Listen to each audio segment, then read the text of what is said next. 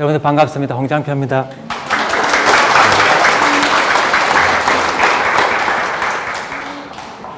제가 일어서서 해도 괜찮겠습니까? 예, 아무래도 앉아있는 게 좀 부담스럽거든요. 예. 저는 이제 부경대학교에 있고요. 그 다음에 저희 이제 원전공은 경제학입니다. 그래서 경제학이라고 이야기를 하니까 사실 학생들도 그렇고요. 굉장히 좀 이렇게 쉽지 않다라고 생각을 많이 하더라고요.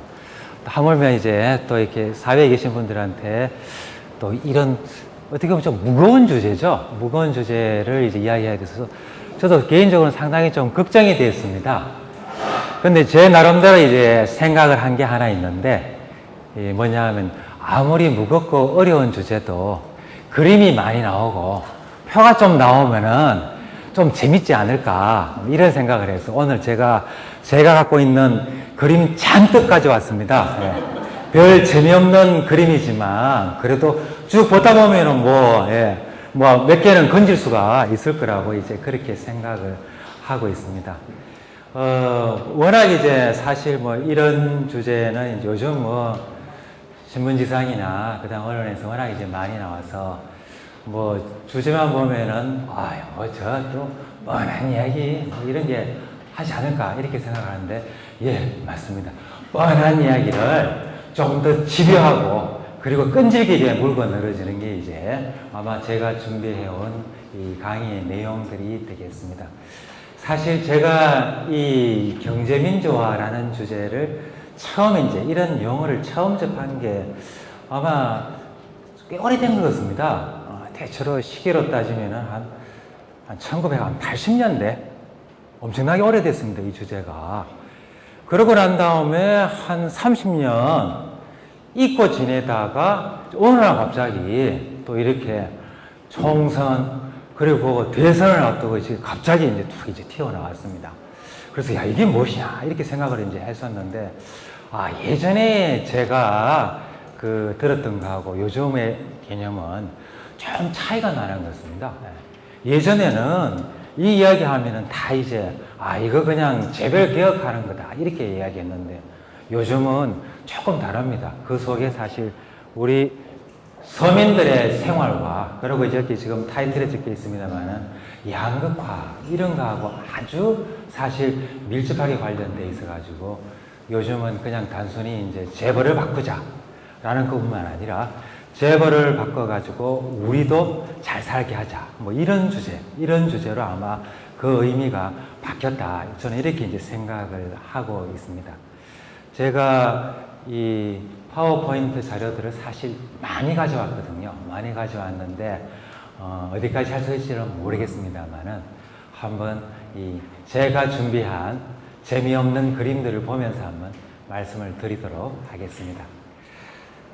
자, 먼저 보시면은, 요건 넘어가셔도, 요런 것도 사실 넘어가셔도 아무 지장이 없습니다. 오늘 드린 말씀은 이제 양극화, 사실 이제 경제민주화, 재벌개혁 이런 이야기도 사실 첫 출발이 우리 잘 사는 사람과 못 사는 사람 사이에 너무 차이가 많이 나게 된 이런 현실 속에서 나왔기 때문에 도대체 이 경제학 하는 사람들은 양극화를 어떻게 보는가, 이런 걸 이제 말씀을 한번 드려보고요. 그 다음에 왜 이런 일이 발생했는가라는 것도 이제 한번 이제 덧붙여서 말씀드리고, 그 다음에 그럼 어떻게 하면 될 것인가, 이런 이야기. 사실 이제 경제민주화라고 이야기하면 결국 이제 경제를 개혁해서 이 성장을 잘하자, 골고루 성장하자라는 것이 이제 핵심이라고 생각하니까 그런 말씀들을 이제 조금 드리도록 하겠습니다. 자, 그림 시작하도록 하겠습니다. 자, 다음 분 넘어가 주시죠. 제일 먼저 이야기할 수 있는 게 이제 우리나라의 이제 산업에 대한 이야기 간단하게 말씀드려야 될 것 같습니다. 우리나라는 잘 아시다시피 제조업 부분은 삼성전자도 만들어냈고, 그 다음에 현대자동차도 만들어냈고, 제조업 부분은 대단한 강국으로 알려져 있습니다. 그래서 그쪽 부분은 굉장히 생산성도 높고, 그 다음에 세계적으로 경쟁력이 있다, 이렇게 이야기를 하는데, 문제는 서비스업이 상당히 문제가 되고 있습니다. 제조업에 비해서 서비스업이 상당히 낙후되었습니다. 이를테면 도, 소매, 음식, 숙박, 우리 주위에서 보고 있는 그런 골목 가게들 있지 않습니까? 이런 것들이 다 서비스업에 들어가는데 이쪽 부분이 굉장히 문제가 많다. 실제로 그렇게 이야기를 하고 있습니다. 왜 그런가 이렇게 보면 이 둘 사이에 서로 관련이 있습니다. 요 그림 보시면은 벌써 넘어가셨나요? 예. 안 넘어가셔도 되는데 예. 그림 보시면 여기 왼쪽이 제조업이고요. 오른쪽이 서비스 산업이 되겠습니다. 제가 자리를 좀 옮길까요? 예. 보시는 대로 제조업 부분은요, 굉장히 생산성이 높아가지고요, 생산성이 높게 되면은 사람을 덜 쓰게 됩니다. 그러다 보니까 우리 보시는 대로, 고용이라는 거 까맣게 보이시죠? 이게 예전에는 굉장히 늘어났다가 80년대 후반 이후로부터는 계속 고용이 줄어들어 왔습니다. 그러니까 제조업 부분에 고용되어 있던 사람들이 이제 정리하거나 그 다음에 직장을 관두고 나와서 할 수 있는 일들이 서비스업이 되는 것입니다. 그러다 보니까 마이크가 왔다 갔다 하네요. 그러다 보니까 제조업에 있던 사람들이 이제 서비스업으로 계속해서 넘어오게 됐습니다. 계속해서 고용은 서비스업에서 계속 늘어났습니다. 사실 이 문제 때문에 제조업에서는 고용을 안 하고 대신에 서비스 속으로 사람들이 너무 많이 가 있다는 것이 이것 때문에 우리 주위에서 보듯이 사실 한 집 건너 하나의 김밥 가게가 등장하고 국수 가게가 등장하는 주된 이유가 아마 여기에 있다. 이렇게 이야기를 할 수가 있겠습니다. 자, 다음 그림으로 넘어가겠습니다. 자, 보시면 이제 우리나라 자영업자 많이들 계시지 않습니까? 이 자영업자가 과연 세계적으로 비교하면은 얼마나 많은 것인가를 이제 보면은 요 그림이 보여주고 있는 게 자영업자의 비중을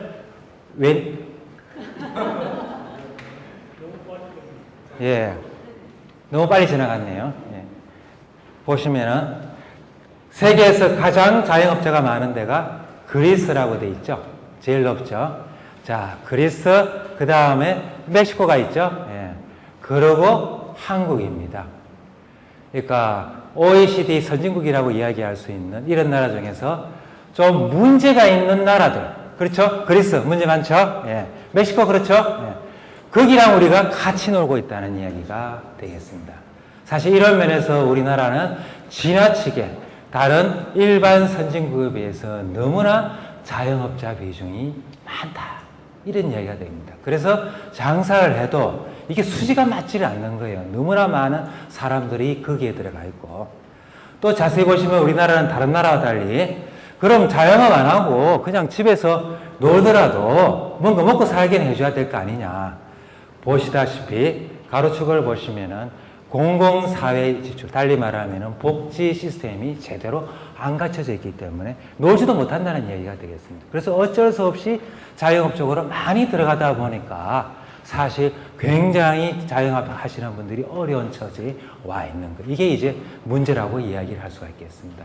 그래서 이런 상태로 계속 내버려 두게 되면은 사실 우리나라가 향후 10년, 20년 선진국과 비슷해진다 하더라도 굉장히 선진국 중에서 안 좋은, 유럽으로 따진다라면은 좀 문제가 많다라고 이야기하는 그리스나, 스페인이나 요즘 문제가 많죠? 이태리, 이런 나라들이 될 가능성이 많다. 이런 것들이 이제 문제라고 이야기를 할 수가 있겠습니다. 다음으로 가겠습니다. 자, 두 번째 이야기할 수 있는 것은 이제 기업 간입니다. 이제 우리나라는 전형적으로 이제 제조업 중심에서 대기업을 중심으로 성장을 해왔습니다. 그러다 보니까 대기업은 승승장구를 해왔는데요. 중소기업이 대신에 굉장히 어렵다. 이렇게 이야기를 할 수가 있겠습니다. 그래서 이익률을 본다 그러면은요, 삼성전자, 현대자동차 계속 고공행진을 하면서 잘 나가고 있는데 대신에 중소기업, 협력 중소기업들은 이제 이 바닥을 기고 있는 이런 모습들을 이제 보여주고 있습니다. 흔히 그런 이야기들 많이 합니다. 이 이익률이 이렇게 나오면은요, 대기업은 규모가 크니까 이익률이 낮아도 이익은 많습니다. 그래서 이제 세계적으로 보면은 대기업이나 중소기업이나 이익률 차이는 별로 안 나요. 그게 정상적이라고 이야기를 할 수가 있습니다. 근데 우리나라는 대기업은 이익률, 수익률이 굉장히 높고요. 중소기업은 규모도 작은데, 그리고 이익률도 낮은 이런 모습들을 이제 완연하게 보여주고 있습니다. 그래서 이게 이제 대기업은 승승장구하는데 중소기업은 시들어간다. 이게 이제 우리나라의 큰 문제도 이제 남아있다. 이렇게 말할 수가 있겠습니다. 예, 다음으로 가겠습니다. 선진국 쪽에서 대기업하고 이제 중소기업하고의 이제 차이가 좀 난다. 이렇게 이야기하는 나라가 어딘가 하면 우리나라 일본입니다. 일본이 선진국 쪽에서는 그나마 대기업하고 중소기업 차이가 좀 있다라고 이야기합니다. 그래서 이제 일본하고 우리나라를 비교해 본 겁니다. 자, 뭐 왼쪽 거보다 오른쪽 거 먼저 보시면 되겠습니다. 임금 차이. 이제 사실 우리 저도 대학교에 있습니다만 학생들이 굉장히 관심이 많습니다. 임금 차이. 예.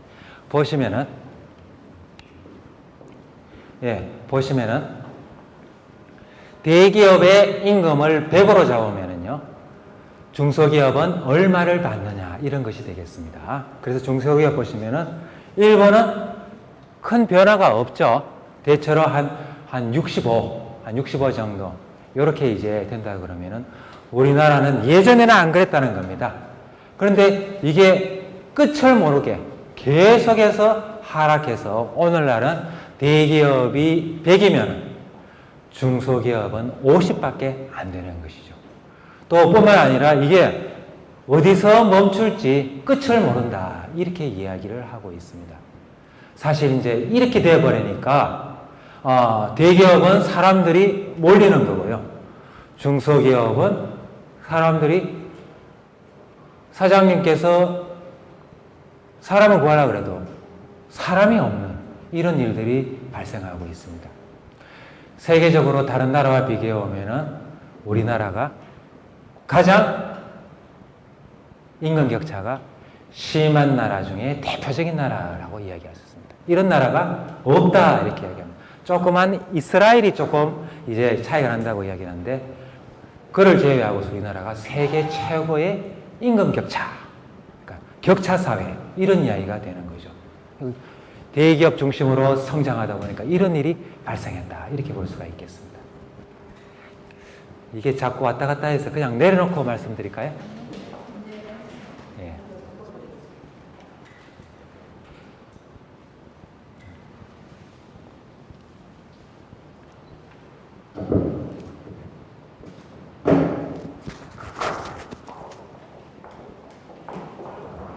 예, 고맙습니다. 예. 그쪽으로 가야 됩니까? 예. 이번에는 이쪽으로 이제 넘어왔습니다. 예. 왼쪽에 있다가 이제 오른쪽 우파로 넘어왔습니다. 예. 자, 이 문제 때문에 사실상 이 상태로 계속 가다가는 한국의 중소기업의 미래는 없다라고 해도 과언이 아닙니다. 더 이상 이제 젊은 사람들이 들어갈 수가 없습니다. 들어가지를 않을 겁니다. 그래서 남아있는 계시는 이제 우리 중소공장에 가보면은 대부분 이제 40대, 50대 이분들이 이제 관두면은 이제 우리는 더 이상 중소기업 안 된다. 이런 나라가 될 가능성이 굉장히 크다라는 것이 되겠습니다. 그래서 계속 중소기업에서는 사람 없고에서 허덕이는 이런 문제, 대표적인 양극화의 모습들이다. 이렇게 말할 수 있겠습니다. 자, 다음으로 가겠습니다. 그 다음에 이제 우리 지역에 살고 있기 때문에 이 부분은 제가 여러 가지 말씀을 안 드려도 수도권과 그리고 지방사회의 뚜렷한 이제 차이라는 것들을 아실 걸로 생각을 하고 있습니다. 하나만 보도록 하겠습니다. 다음 페이지 그림 하나만 보겠습니다. 이게 이제 뭔가 하면은요, 그러니까 향후에 이제 미래에 우리 지방이 어떻게 될 것인가라는 것들을 예측할 수가 있겠습니다. 우리 주위에 있는 산업이나 그 다음 기업들이 과연 얼마나 성장 가능한가라는 것들을 이제 고려해 보면은요, 자, 기술, 아주 고기술인 이런 산업은 향후에 계속 성장할 것입니다. 반면에 기술 수준이 낮은 저기술 산업은 전망이 없다 이렇게 이야기하지 않습니까? 이거를 이제 각 지역별로 보여주는 게 요 표가 되겠습니다. 권역별로 쫙 나눠놨습니다. 쫙 나눠놨는데 요즘은 이제 수도권 이렇게 이야기하면은 그냥 서울 경기만 이야기하지 않죠. 요즘 KTX가 돼 있으니까 당연히 충청, 대전까지 수도권으로 다 간주합니다. 자, 수도권하고 나머지 지역을 비교해 보면은 이 숫자가 1이면은 보통이다라는 이야기입니다. 이게 1이 넘어가면은 유망한 사람이 많이 들어가 있다라는 것을 표시해 주는 것이 되겠습니다. 자, 고기술 산업을 보게 되면은 주로 수도권과 어디에 가 있습니까? 충청권. 이쪽으로 다 몰려 있다라고 생각하시면 되겠습니다. 그 다음에 이 굉장히 좀 향후의 전망이 안 좋다라고 이야기하는 저기술 산업은 어디에 가 있느냐? 대경권이라 그러면은 대구, 경북을 이야기합니다. 대구, 경북 굉장히 전망이 향후에 안 좋다라고 다들 이야기하죠. 근거가 여기 있는 것이 되겠습니다. 그 다음에 호남, 강원, 제주. 그렇죠. 예. 이런 쪽 저기술 쪽으로 치우쳐져 있다라고 이야기를 할 수가 있겠습니다. 우리 부산을 포함한 동남권은 어디 있습니까? 그나마 가운데 있습니다. 중기수 이렇게 되어 있습니다. 부산 이야기가 아니고요. 예. 울산과 창원과 양산 이야기입니다. 이런 정도밖에 되지 않는다. 이렇게 이야기를 할 수 있습니다. 그래서 향후에 수도권과 충청권은 지속적으로 성장 가능하지만 나머지 쪽은 미래의 전망이 어둡다. 이렇게 이야기할 수가 있겠죠. 이런 점들이 사실 향후에 해결해야 될 그런 아주 중요한 문제다라고 말씀드릴 수가 있겠습니다. 다음 넘어가겠습니다. 자, 이게 이제 또 사실 이제 지역 경제가 굉장히 어렵다라고 이야기하는데, 왜 어려운가? 장사가 잘 안 되고, 그러고 공장이 잘 안 들어온다. 사실 이렇게 이제 말씀도 많이 하시는데, 사실 지역 경제를 지탱하는 거는 중소기업이겠죠. 그래서 이제 우리나라 중소기업 보게 되면 굉장히 어려운 와중에도 계속해서 창업을 많이 해왔습니다. 그래서 기업이 많이 설립이 되어 왔는데, 최근 몇 년 사이에 보면 되냐면 이게 완전히 역전이 되어버렸습니다. 더 이상 창업해도 돈벌이가 안 된다는 것이 되겠습니다. 지금 그것을 보여주는 그림이 바로 이 그림이 되겠습니다. 보시다시피 아주 가장 굵은 선들이 신규 사업체 수, 달리 말하면 중소기업이 새로이 창업하는 것들인데 계속해서 줄어들고 있습니다. 그러니까 2000년대 중반 이후로 줄어들고 있습니다. 반면에 휴페어 이런 쪽이 계속 늘어나서 절대적인 기업 숫자 자체가 줄고 있다는 것이 되겠습니다. 이 말은 이 상태로 가다가는 지역 경제의 그리고 지역 사회의 미래라는 것들은 그야말로 깜깜하다라는 이야기가 되겠습니다. 문제의 심각성이 여기 있습니다. 향후에 이 추세를 바꾸지 않는 한은 계속해서 이런 상태가 전혀 개선되지 않고 나빠질 가능성이 훨씬 더 높다. 이렇게 말할 수가 있겠습니다. 예, 다음으로요. 소득 양극화. 사실 이거는 부익부, 빈익빈을 이야기하고 있습니다. 잘 사는 사람들은 더 잘 살게 되고, 그리고 못 사는 사람들은 왜 이렇게 아무리 노력해도 안 되는가 이런 점들이 되는데 뒤에 가서 다시 자세한 그림들이 나오니까 이 정도로 넘어가겠습니다. 자, 이제 대체로 큰 꼭지절로서 이 현상들을 이제 봤다라고 이야기하면은요. 다음으로 이제 왜 이런 일이 발생하느냐 이렇게 이제 물을 수가 있겠습니다. 흔히들 이제 일반 언론이나 그 다음에 이제 관변 단체에서는 이거는 우리나라만 그런 게 아니고 전 세계적인 추세야. 우리 글로벌 시대에 살고 있지 않냐. 글로벌 시대에서는 경쟁이 치열해지니까 경쟁이 치열해지는 속에서 이제 낙오자들은 생기기 마련인 거고 그 속에서 경쟁력이 있는 기업들은 계속해서 성장하다 보니까 이런 일이 발생한다. 이렇게 설명을 하고 있습니다. 전적으로 틀린 이야기는 아닙니다만은 그거는 아주 현상의 일부에 불과하다는 것이라고 말할 수 있겠습니다. 우리 하나 더 넘어가 보시면 되겠습니다. 우리 과연 세계화 그리고 글로벌화라는 것의 실상을 한번 들여다보면 그러면 우리의 기업들은 어떻게 하고 있느냐 역시 사실은 우리의 대기업들이 그 글로벌화를 주도하고 있습니다. 주도하고 있는 그런 주역이라고 보셔야 됩니다. 주역이라고 보셔야 되는데, 예를 든다면은 우리의 대기업들이 해외로 지금 엄청나게 나가 있습니다. 나가 있습니다. 국내 기업 숫자만큼 혹은 그보다도 더 많은 기업들을 해외에 거느리고 있습니다. 삼성전자 그렇고요. 현대자동차 그렇고 LG전자 그렇고요. 문제는 끊임없이 국내의 공장을 이제 없애거나 아니면은 줄이고 끊임없이 해외로 내보내고 있습니다. 또 그렇게 해외로 내보낸 공장에서 만들어진 제품을 다시 국내로 되돌려서 수입을 하고 있습니다. 이게 역수입이라고 이야기를 하거든요. 이런 것들이 더더욱 우리 경제와 우리 삶을 더욱더 팍팍하게 만들고 일자리를 계속해서 줄인다. 이렇게 말할 수가 있겠습니다. 다음 그림 한번 보시죠. 네. 삼성전자와 그 다음에 현대자동차의 그림이 되겠습니다. 그림이 잘 안 보이는데요. 그 막대 그래프에서 그러니까 선쳐진 국내와 해외 위쪽이 삼성전자가 되겠습니다. 삼성전자에서 현 상황에서 국내에 고용하고 있는 것보다도 훨씬 더 많은 숫자의 종업원들을 해외에 거느리고 있습니다. 국내에서는 사실상 더 이상 고용이 늘지 않는 반면에 그만큼 해외에서 다 고용하고 있다. 이렇게 말씀드릴 수가 있겠습니다.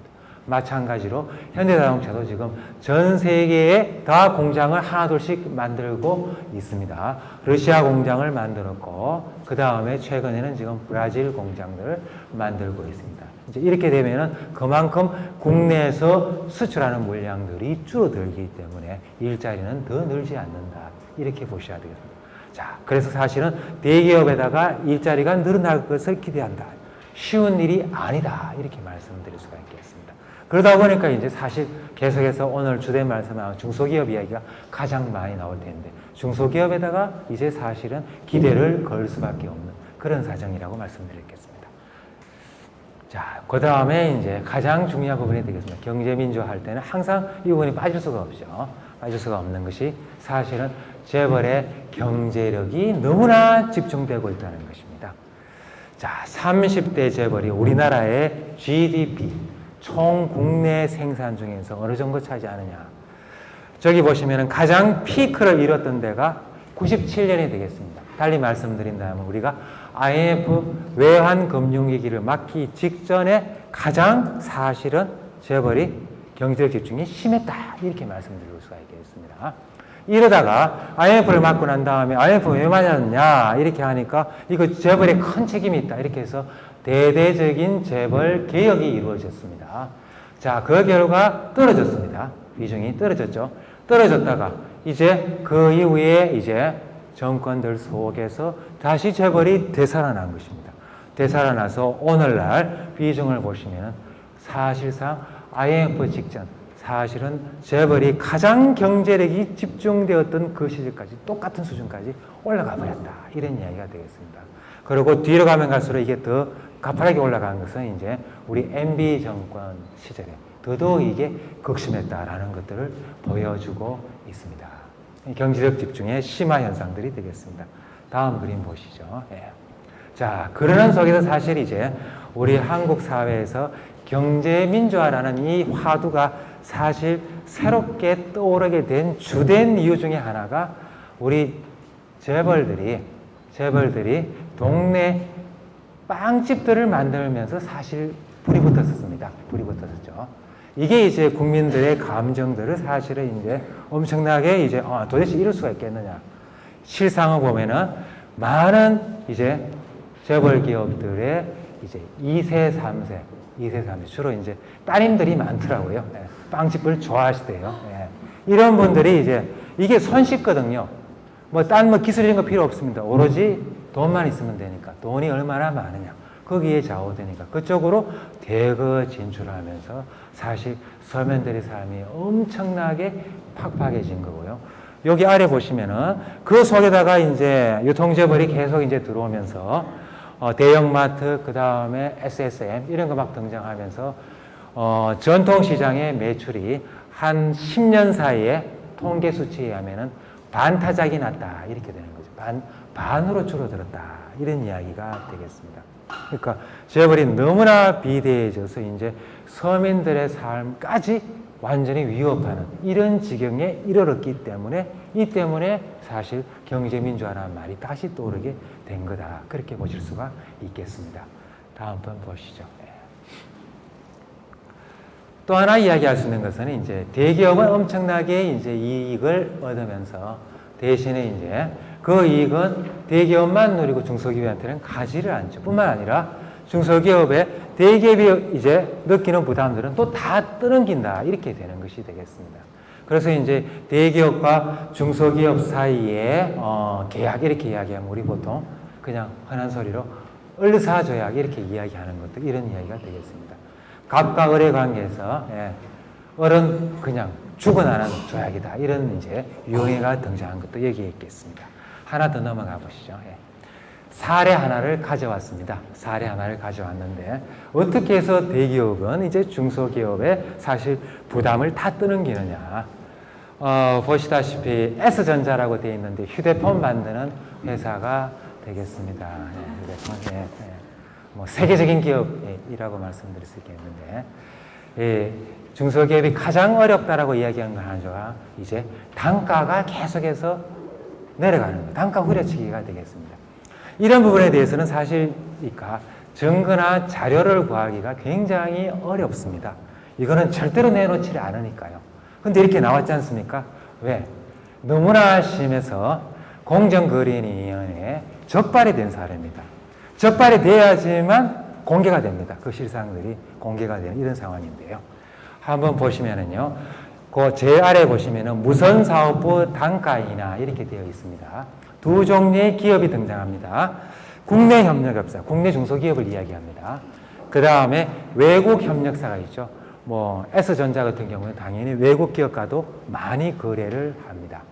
국내 기업과도 거래를 하고 외국 기업과도 거래를 하는데 양쪽 다 똑같이 단가 인하를 합니다.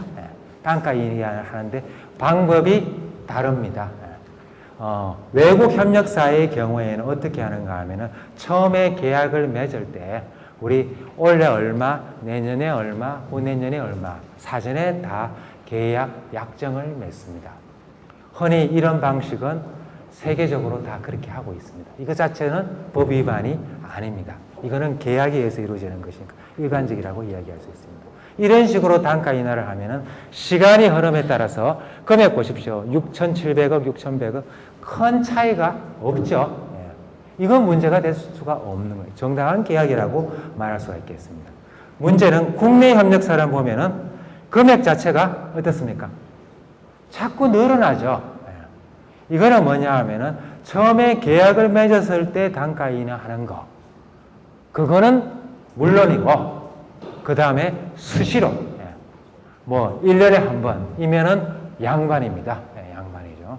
보통 1년에 2번, 아니면 1년에 4번입니다. S전자는 1년에 4번 합니다. 4번. 4번에서 단가를 인하합니다. 수시로. 필요한 때 수시로. 특히 어떤 때 많이 하느냐? 보시면은, 영업이익 보시면은, 대기업이 이익이 줄어들면은 많이 한다는 것이 되겠습니다. 실제로 어떻습니까? 대기업의 이익이 줄어들고 있었죠? 그러면은 단가 인하를 왕창 한다라는 이야기가 되겠습니다. 이러면은 이익 줄어드는 것을 막을 수가 있지 않습니까? 덜 줄어들죠. 이런 일들을 이제 한다라고 되어 있습니다. 이 당시에 발표된 자료에 의하면 얼마나 단가 인하를 했는가 하면은 중소기업 보통 이제 공익적으로 발표되는 이익률이요. 한 4% 혹은 5% 이렇게 이제 흔히들 많이 이야기합니다. 이 당시에 연간 S전자가 얼마나 단가 인하를 했는가 하면은 연평균 15%를 했더라고요. 15%. 그러니까 수익률의 3배를 이제 단가를 내렸으니까 과연 이 경우에 어떻게 중소기업이 살아남을 수가 있겠느냐 이런 문제들이 되겠습니다. 이러다 보니까 중소기업은 이제 종업원들한테 임금을 올려줄 그런 여력이 없어지는 이런 현상들이라고 말할 수가 있겠습니다. 그러니까 세계적으로 이런 일들은 없다라고 말씀드릴 수가 있어요. 우리 한국을 제외하고. 있었습니다. 언제? 일본에서요. 일본 현재가 아니고요. 60년 전에 일본이 과거 60년 전에 했던 것이 아직까지도 한국에서는 아직까지도 이런 일들이 이루어지는 이런 일들이라고 말씀드리겠습니다. 다음으로 넘어가겠습니다. 양극화가 왜 심화되었는가? 특히 이제 우리 이명박 정부의 정책 이야기하지 않을 수가 없겠습니다. 제목은 굉장히 그럴싸했습니다. 비즈니스 프렌들리. 기업 하시는 분과 친하게 지내는 그런 정책 이렇게 되어 있습니다. 되어 있는데 사실 이 캐치프레이즈에 대해서 중소기업 하시는 분들은 대단히 반감을 갖습니다. MB 정부가 언제 우리랑 같이 친하게 지냈냐? 비즈니스 프렌들은 대기업과 친하게 지낸다는 이야기지 중소기업과 친하는 이야기가 전혀 아니었다. 그러니까 사실 저 정책은 친기업이 아니라 친재벌이었다라고 이야기를 할 수가 있겠습니다. 이런 친재벌 정책들이 이제 한 4년, 5년 지속이 되니까 사실 그때는 그렇게 말했습니다. 대기업이 잘 돼야지 그래야 중소기업이나 그 다음에 종업원들 좋아질 거 아니겠느냐 이렇게 했는데 이제 오늘 그 결과는 대기업만 좋아지고 중소기업과 종업원들은 그냥 예전보다도 똑같다 아니면 더 못해졌다 이런 일들이 이제 등장하는 거 사실 그런 정책들이라고 말씀드리겠습니다. 자, 다음 넘어가겠습니다. 자, 이제 처방에 관한 이야기가 되겠습니다. 사실 이제 요즘 이제 대통령 그러니까 후보자들 다 이제 이런 이야기들을 이제 하고 있습니다. 많은 이야기들이 백가쟁명식으로 나오고 있습니다. 문제는 이제 이 많은 이야기들 중에서 과연 뭐가 진짜 백이고 뭐가 그냥 신용만 하는 것인가 라는 것들을 이제 사실은 이제 이게 이제 문제가 되겠습니다. 보시는 메뉴대로 첫 출발은 이제 재벌개혁 이렇게 시작합니다. 근데 경제민주화는 재벌개혁으로만 끝나는 건 아닙니다. 그 아래에 중소기업, 그 다음에 소상공인, 그 다음에 일자리 창출, 특히 청년 일자리가 되겠습니다. 이런 문제들도 들어가 있고, 그 다음에 나아가서 복지나 분배 문제하고 다 관련돼 있고, 그 첫 출발이 재벌, 이렇게 이야기를 할 수가 있겠습니다. 재벌은 시작입니다. 재벌 개혁은 시작이고, 그것이 최종적인 목적은 아니라고 말씀을 드릴 수가 있겠는데요. 한번 다음 넘어가 봐 주시죠. 자, 경제민주화는 이제 우리 그 헌법에 나와 있는 사항이죠. 헌법에 경제민주화에 대해서 119조 2항에 이렇게 정의가 되어 있습니다. 경제민주화 마지막 패러그래프에 경제민주화 나와 있는데 주된 내용들을 보게 되면 경제력 남용, 그러니까 대기업의 경제력 남용을 억제한다 이런 이야기 있고요. 그 다음에 균형 발전, 소득 분배를 골고루 한다라는 이야기들이 중심 내용이 되겠습니다. 이거는 엄연히 헌법에 나와 있는 사항이 되고요. 아마 얼마 전에 신문에서 아마 나왔습니다만은 정경련이라는 대기업 단체에서 헌법 바꾸자라는 이야기가 한번 나와서 난리가 난 적이 있습니다. 헌법에 뭘 바꾸자라는 얘기냐면 이거 없애자라는 얘기였습니다. 2조항. 2조항. 이게 자꾸 귀찮게 하니까 이거 그냥 헌법조항 없애자라고 이야기했다가 이제 여론의 몸매를 맞은 거. 사실 경제민주화라는 것은 기본적으로 이렇게 헌법을 근거로 해서 논의가 되고 있다. 이런 말씀 드리겠습니다. 다음으로요. 자, 첫 출발로서 이제 경제민주의 방향. 흔히들 이제 이 이야기 나오면 또 재벌개혁 또 이야기 또 나왔네. 이거 선거철에 하는 이야기 아니냐. 이렇게 이야기가 이제 나옵니다. 그리고 일종의 쇼 아니냐라고 이야기하는데 예, 제가 생각하기로 쇼 맞는 것 같습니다. 분명히 쇼긴 쇼입니다. 이거 잘 지켜보셔야 될 것 같아요. 근데 이번에는 쇼로 끝나서는 안 될 것 같아요. 더군다나 지금 국민들의 열망이라는 게 그 바탕에 제일 처음에 말씀드린 대로 이게 양극화가 너무나 심한 거예요. 그 배경이 있기 때문에 양극화가 해소되지 않는 한은 계속해서 아마 이 주제는 다시 등장할 걸로 이렇게 생각되는 부분들이 되겠습니다. 그래서 사실 첫 출발은 재벌개혁에서 시작을 하는데요. 절대로 이 재벌은 죽여서는 안 됩니다. 재벌개혁은 재벌을 죽이는 게 절대로 되어서는 안 됩니다. 오히려 재벌을 살리는 것이 돼야 되고요. 재벌을 거듭나도록 해야 되는데 어떤 방향으로? 우리 국민 경제 그리고 우리 사회의 소중한 자산이 되도록 이게 성장해서 그 과실들이 골고루 나눠질 수 있도록 그렇게 성장을 바꿔야 된다. 이게 이제 경제민주화의 핵심 부분이 아닐까 이렇게 생각하고 있습니다. 그래서 그동안의 성장이 문제가 많았더라면 이런 성장들을 좀 더 질이 좋은 성장으로 바꿔주는 것 이런 것이 아닐까 이런 생각을 할 수가 있겠습니다. 다음으로 넘어가겠습니다.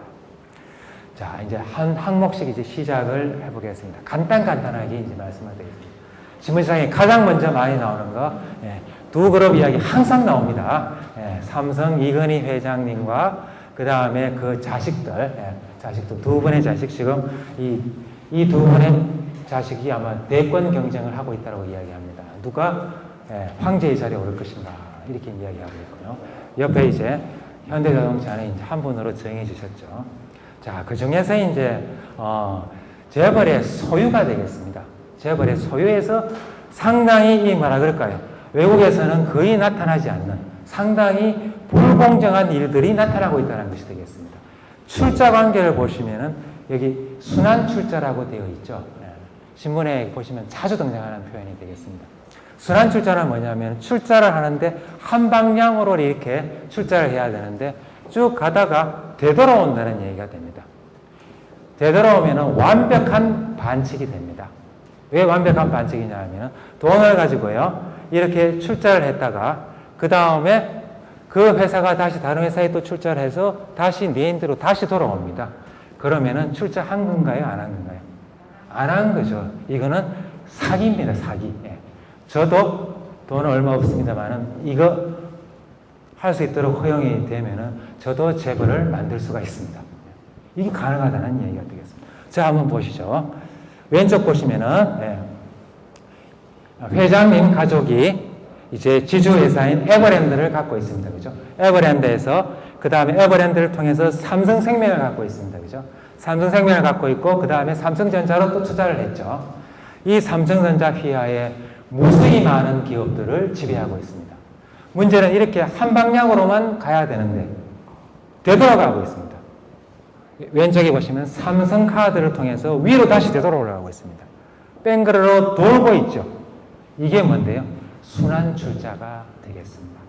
오른쪽 현대차 한번 볼까요? 똑같습니다. 현대차 똑같이 현대모비스, 글로비스 시작합니다. 글로비스 물류회사 있지 않습니까? 글로비스에서 현대모비스로 가서 현대모비스에서 현대자동차, 기아자동차 그러고 난 다음에 다시 오른쪽에 보시면 되돌아 올라가고 있죠. 이게 순환 출자가 됩니다. 이게 왜 문제가 되느냐? 이러면은요, 총수님 가족분들이 아주 조금만 투자하고 난다 하더라도 무수히 많은, 삼성 같은 경우에는 계열사가 한 80개 정도 되거든요. 무수히 많은 기업을 다 지배할 수가 있겠습니다. 돈은 조금만 되고 엄청나게 많은 자산을 관리하는 이런 문제들이 발생하게 되는 것이 되겠습니다. 이게 이제 사회 정의와 경제 정의에 부당하다 이렇게 될 수가 있는 거죠. 자, 다음으로 넘어가겠습니다.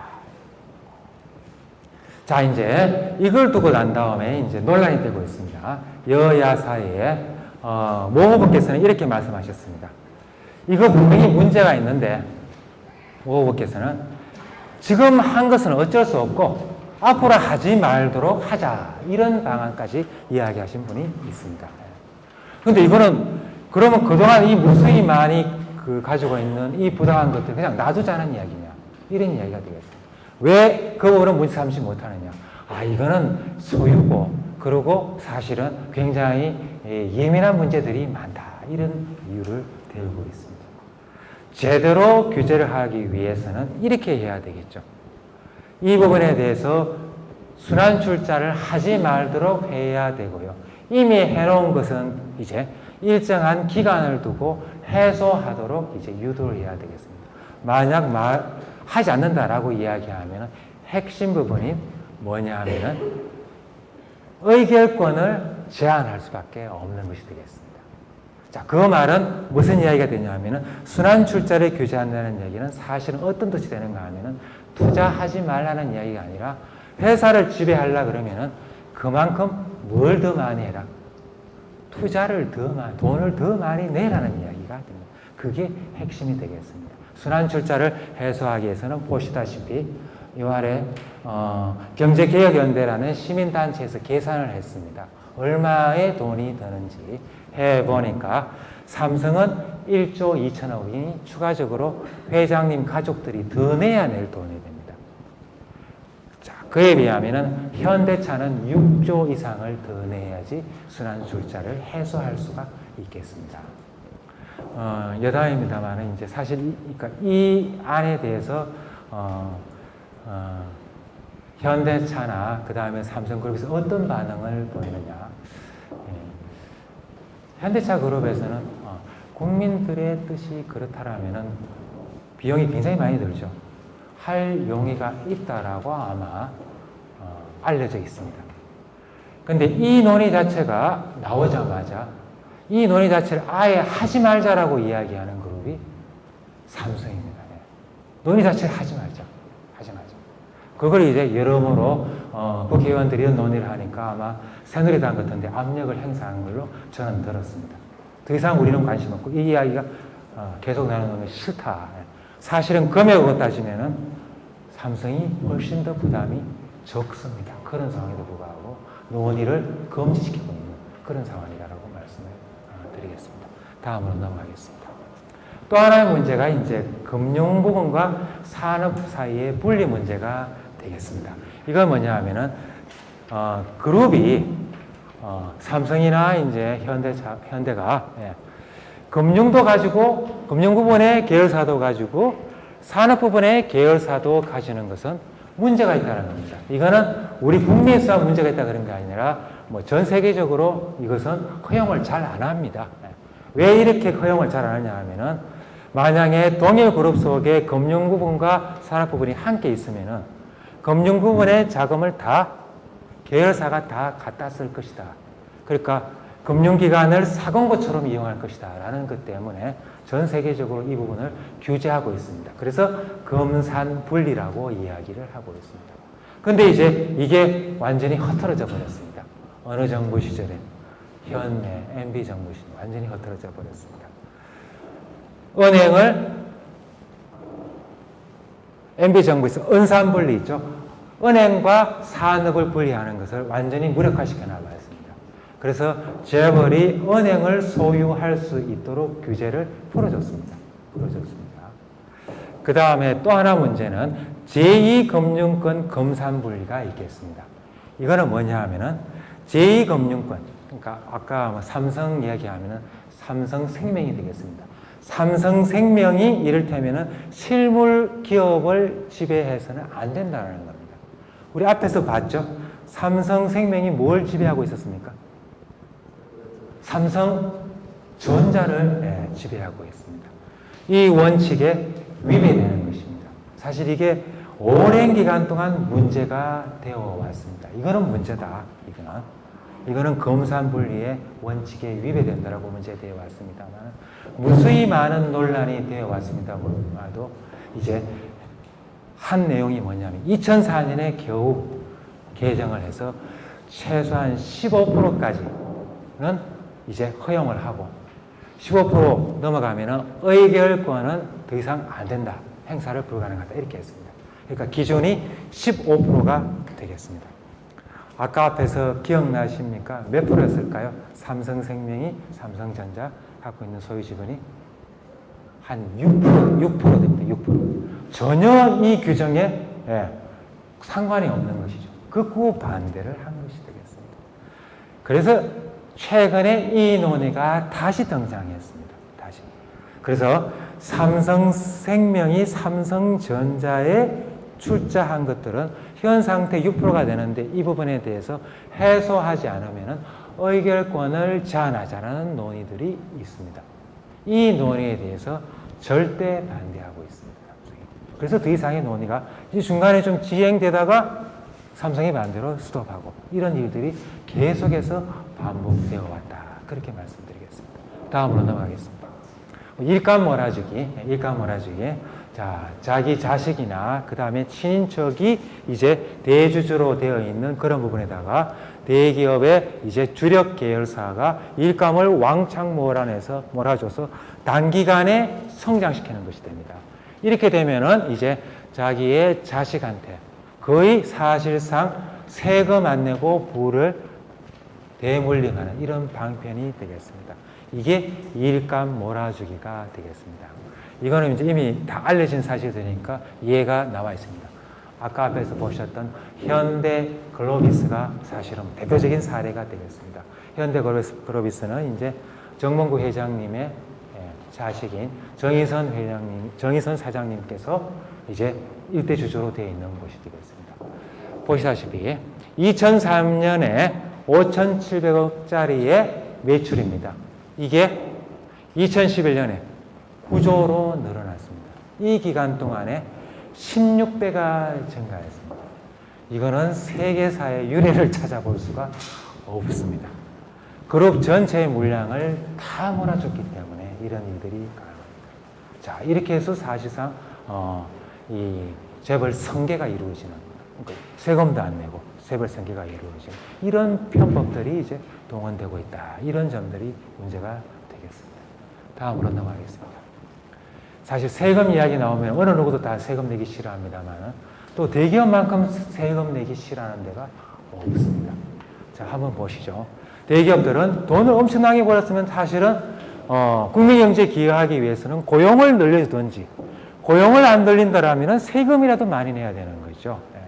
근데 문제는 세금 감면이 대기업이 집중되고 있다는 것이 문제가 되겠습니다. 대표적으로 보시면 이 두 항목이 굉장히 큽니다. 예전에 이름이 임시투자세액공제였고요. 지금은 이름이 바뀌었습니다. 고용창출투자세액공제. 그리고 또 하나 있는 게 연구인력개발비 세액공제. 이 두 분야가 가장 세금 감면의 혜택이 큽니다. 요 아래 그림 보시면은요, 10대 재벌에 실제로 법인세를 얼마나 내느냐. 우리 대기업들이 당연히 내야 될 법인세율은 그냥 흔히 22%라고 이야기합니다. 22%. 22%가 기준 세율이 되겠습니다. 22%. 22%인데, 제일 왼쪽에 삼성이 얼마 내고 있습니까? 11.7%를 내고 있습니다. 절반밖에 내지 않고. 나머지는 뭔데요? 다 탕감을 해줬다는 이야기가 되겠습니다. 이런 나라가 어디 있습니까? 돈을 많이 벌었으면, 그만큼 돈을 많이 내야 되는 게 다른데, 다른 대기업보다도 적게 내고 있는 이런 상황들이 나타나고 있다. 이렇게 볼 수가 있습니다. LG 같은 경우에는 이제 당시에 수익이 안 나서 저렇게 된 거라고 보시면 되겠습니다. 자, 다음으로 넘어가겠습니다. 자, 다음으로 이제 재벌개혁의 이런 정도의 이야기를 하면 다음으로 말씀드릴 수 있는 것은 중소기업 사업 영역 보호가 되겠습니다. 중소기업 그리고 소상공인. 사실 이건 일종의 게임이 안 되는 것들을 이제 싸움을 붙여놨다. 이렇게 말할 수가 있겠습니다. 헤이비급 선수하고 라이트 프라이급 선수를 붙여놓으면 당연히 이거는 경기가 아니라 대학살이 벌어지는 거죠. 대학살이 지금 그동안 벌어진 일들이다. 이렇게 이야기를 할 수 있습니다. 그래서 이런 경우에는 체급을 나눠주는 게 건강한 사회를 만들어 나가는데, 그래서 같은 직업끼리 경쟁시키는 게 옳다. 이렇게 말할 수가 있겠습니다. 그래서 이제 중소기업 나아가서 소상공인 적합업종 이렇게 정해가지고 이쪽 적합업종으로 지정이 되면은 대기업은 못 들어오게 하는 이런 방식이 되겠습니다. 현 정부에서 처음에 이 안을 내놨습니다. 방법이 어떤 안인가 하면은 이런 방법입니다. 어떻게 행동한가 하면은요. 제목은 이름은 똑같습니다. 뭐냐 하면은 대기업하고 중소기업 대표를 불렀습니다. 불러서 자, 두 대표들이 상의해서 뭘 업종으로 정할 건지. 자, 그러면은 그렇게 정해진 업종에 대해서는 뭐 하자. 대기업은 사업 진입 자제해. 이런 이야기죠. 권장한다 이런 겁니다. 철수 자제해. 이런 겁니다. 이런 식의 정책을 MB정부에서 중소기업을 살린다라는 정책을 해온 겁니다. 이렇게 해놓으니까 저도 사실 이제 좀 참여를 했습니다만 이제 옆에서 지켜봤는데 시큰 싸움입니다. 대기업하고 중소기업. 합의가 안 이루어지는 거예요. 합의가 이루어지겠습니까, 그게? 예. 그러고 난 다음에 이제 설령 몇몇 종목 합의가 됐죠? 합의가 된 거 그거 그러면은 자율적으로 지키자. 이렇게 되어버리는 거죠. 이래서 무슨 소용이 있겠습니까? 그래서 사실은 이걸 이제 법으로, 법률로 정하고 이러이러한 업종은 중소기업이나 소상공인 업종이니까 들어오면 안 돼. 들어오면은 이제 엄청난 벌금을 물린다. 이런 이제 벌칙 조항을 만들어야 되는 것이 현재의 과제다. 그렇게 이야기할 수가 있겠습니다. 다음으로 가겠습니다. 골목 상권 보호와 관련돼서 이제 또 생각해 볼 수 있는 것들은 이제 이거는 워낙 이제 말씀도 많으셨는데요. 대형마트나 이제 SSM 같은 경우에 사실 진입으로 인해서 이제 골목 상권이 이제 황폐화되었다라고 이야기하는데 그럼 어떤 식으로 살릴 것인가? 자, 그러니까 여기서 소개드리는 말씀은 외국에서 하는 표준적인 방식으로 따라가자라는 얘기가 되겠습니다. 이거 사업하겠다는 사람 무조건 막을 수는 없습니다. 그죠? 예. 그렇다고 해서 골목 상권 다 죽이느냐? 그런 일은 있을 수는 없겠죠. 그러면은 적어도 표준적으로 외국의 선진국들은 이 문제를 오래전에 다 이미 겪었는데 어떤 식으로 하느냐? 그런 정도까지는 우리 한국에서 한번 해보자라는 것이 되겠습니다. 자, 그 방법은 외국에서는 어떻게 하고 있느냐? 우리처럼은 안 하고 있다는 겁니다. 뭐냐면 우리는 그냥 신고만 하면은 대형마트들 바로 들어옵니다, 지금. 예. 이걸 허가제로 운영하고 있습니다. 허가제. 허가제는 어떤 식이냐 하면은, 예. 만약 이 마트가 들어와서 골목 상권을 완전히 다 죽인다. 이런 경우에는 허가가 안 나는 것이죠. 독일의 예 같은 경우에는 기존 상권이 10% 이상 감소하면은 허가가 안 납니다.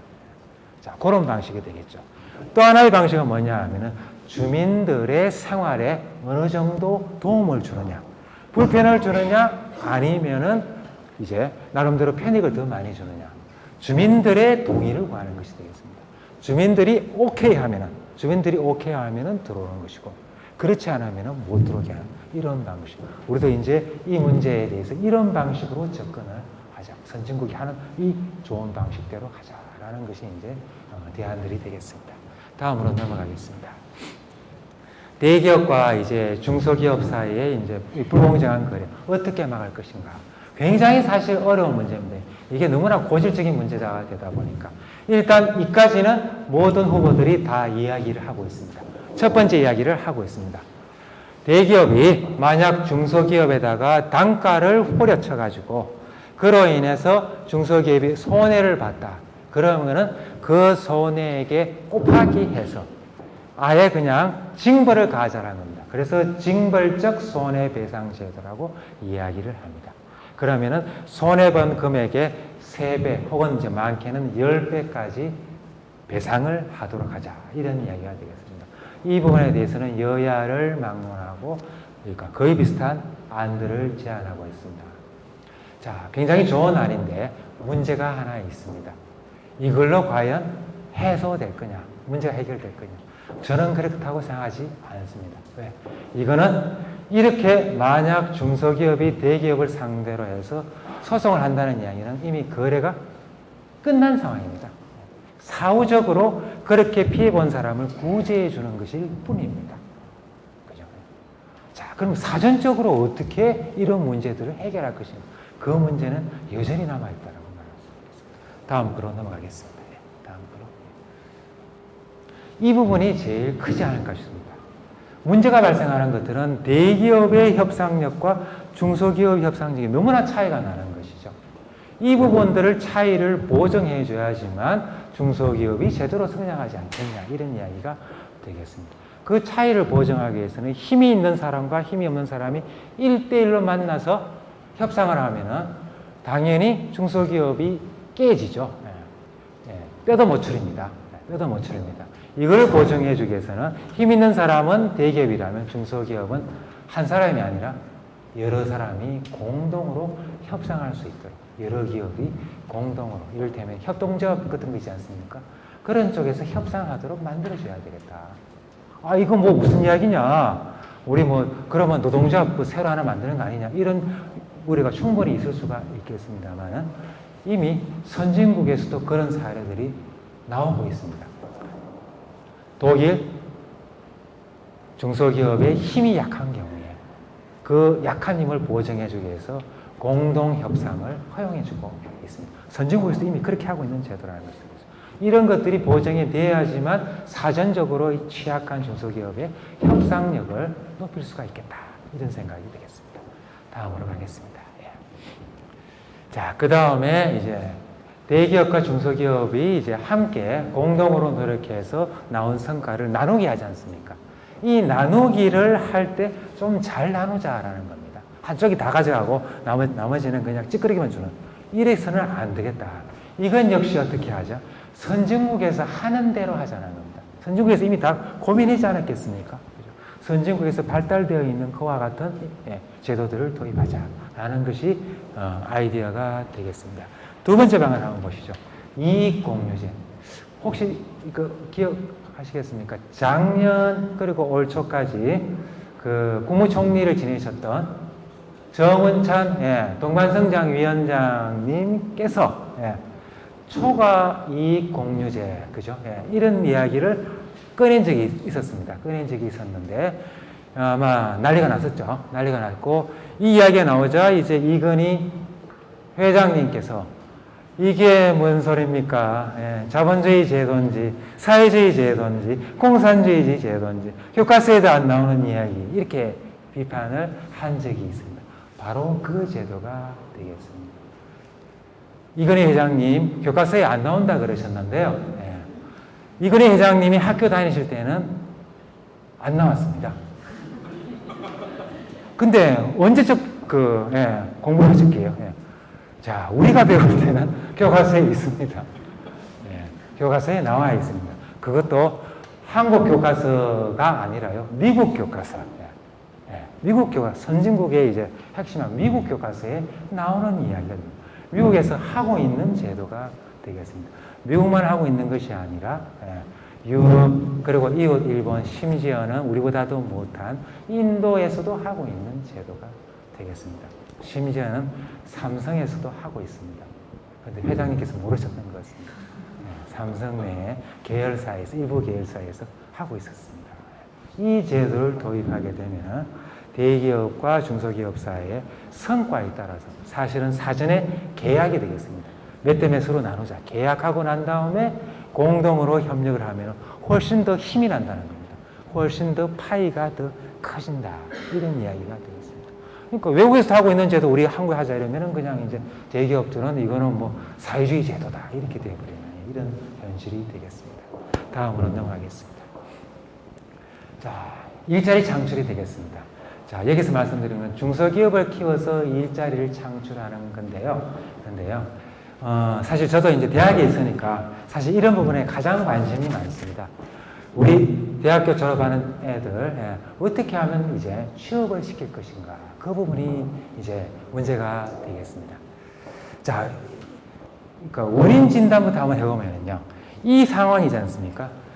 중소기업은 사람을 못 구해서 난리고 대신에 청년들은 직장을 못 구해서 난리고 이런 문제지 않습니까? 이 둘을 어떻게 매치를 시켜주면 되지 않을까요? 그렇게 생각해 볼 수 있지 않습니까? 그죠? 그럼 매치를 시켜주는데 어떻게 매치를 시켜줄 건가? 이게 이제 고민거리가 된다는 것이 되겠습니다. 자, 현 이명박 정부에서 이렇게 하고 있습니다. 물론 이제 이 자체가 뭐 전혀 불필요하다고 생각하고 있지 않는데 이렇게 하고 있습니다. 내용 보시면은 중소기업이 청년들을 새로이 취업을 시키면은 그러면은 중소기업에 대해서 법인세를 인하해 줍니다. 그리고 고용보조금을 중소기업에 대해서 지원을 해주고 있습니다. 몇 년 됐습니다. 그죠? 이렇게 하고 있습니다. 괜찮은 거네. 근데 좀 이상하지 않습니까? 가만히 생각해 보면은 중소기업 사장님은 사람을 못 구해서 난리인데 대신에 중소기업 취업하기를 꺼려하는 사람은 청년들이란 말입니다. 근데 왜 사장님한테만 지원해 주나요? 이상하지 않습니까? 누구한테 지원해 줘야 될까요, 그럼? 취업하는 청년들한테 해주는 게 맞지 않습니까? 그렇죠? 청년들은 왜 취업하는데 중소기업 왜 꺼려하느냐? 예. 임금이 적으니까, 대우가 안 좋으니까 그렇지 않습니까? 그러면은 지원의 대상은 어디에 맞춰야 될까요? 청년 취업자한테 맞추는 게 맞지 않습니까? 자, 이렇게 청년 취업자가 임금, 중소기업 가니까 뭐 연봉 2,500만 원인데 정부에서 한 보조금 좀 얹어서 한 3,000, 한 3,400 만들어준다. 그러면은 제가 학생들한테 물어봤습니다. 그럼 중소기업 갈래? 예, 가죠. 이렇게 이야기를 한다는 겁니다. 근데 왜 그동안에 그렇게 안 해왔느냐, 이런 얘기가 됩니다. 자, 이런 식으로 지원의 대상을 청년들한테 포인트를 맞추면은 확실하게 효과가 있을 것이다. 이런 이야기가 됩니다. 그러면은 중소기업에 사람이 가죠. 사람이 가면, 청년들이 가면 요즘 청년들이 얼마나 아이디어가 많습니까? 그러면 중소기업이 살아날 수가 있다. 이런 이야기입니다. 여러 가지 방법들이 있겠습니다. 예컨대, 생활 수 있는 방법은 무수히 많습니다. 대학교 들어갔는데 중소기업에 취업하겠다라고 이야기하는 사람은 국가에서 전액 자금 주라. 이겁니다. 물론 나중에 졸업하고 대기업 가면 회수해야 되겠죠. 당연히 회수해야 되겠죠. 이런 방법들이 가능하겠습니다. 그 다음에 중소기업 취업자들한테 사회보험료 본인 부담금이 있지 않습니까? 그거 안 내도 된다. 뭔 이야기죠? 그만큼 임금이 올라가는 것과 똑같다는 이야기가 되겠습니다. 자, 이런 다양한 방법들을 통해서 중소기업에 대해서 중소기업 취업자한테 직접 보조해주는 이런 방법들. 이렇게 하면은 중소기업도 살아나고 청년 실업 문제도 해소되지 않겠냐. 여기에 돈 별로 많이 필요하지 않더라. 한번 계산을 해봤는데 청년 취업자들, 신규로 취업하는 사람도 우선적으로 제공돼야 되겠죠. 지금 현재 한국의 중소기업에 이제 지원하고 있는 총 이제 지원금, 중소기업 지원금으로 들어가 있는 금액이 얼마인가 하면은 135조가 들어가 있습니다. 135조. 이게 잠겨져 있습니다. 잠겨져 있는데. 물론 이제 금융권에서 빌려준 지원까지 포함을 시켰습니다. 135조가 들어갔는데, 이게 한 10여 년 동안 계속 집어넣었습니다. 넣었는데, 중소기업이 살아났나요? 안 살아났죠. 그런 현실에서 그 중에 일부만 빼서, 아니면 좀 더 보태서 사용한다라면, 그렇다면은 이런 문제들을 해결할 수 있는 방안은 분명히 있을 것이다. 이렇게 생각을 해볼 수 있습니다. 자, 다음으로 넘어가겠습니다. 자, 대기업들, 앞에서 이제 많이 이야기했습니다만은, 대기업들이 사실 사회적 책임을 다하고 있는 건 아니죠. 그죠? 국민 경제에 대한 기여도가 너무나 약하지 않습니까? 자, 이런 것들, 그럼 어떻게 대기업이 사회에 책임을 다할 수 있도록 하는가? 어떻게 방법이 있을까요? 이것만 그냥 법률로 다 정해서 그냥 바로바로 그냥 다 시켜요? 이러면 또 이제 자본주의 시장 경제의 원칙에 위배되는 거죠. 자율적으로 알아서 하도록 하되 대신에 여러 가지 제도적인 장치를 마련해 두면, 달리 말하면 안 하면 안 되도록 만들어 놓은 방법이 충분히 있다는 겁니다. 자, 그 방법 중에 하나를 말씀드리겠습니다. MB 정권에서 한 것, 이것이 문제가 있으니까 이것을 완전히 개편하면 된다는 얘기입니다. MB 정권에서 올 초에 뭘 했는가 하면은 대기업, 동반성장위원회에서 대기업의 동반성장 이제 실적들을 평가해서 발표를 했습니다. 발표.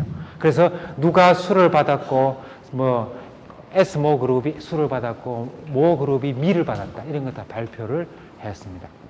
그게 동반성장 지수 발표였습니다.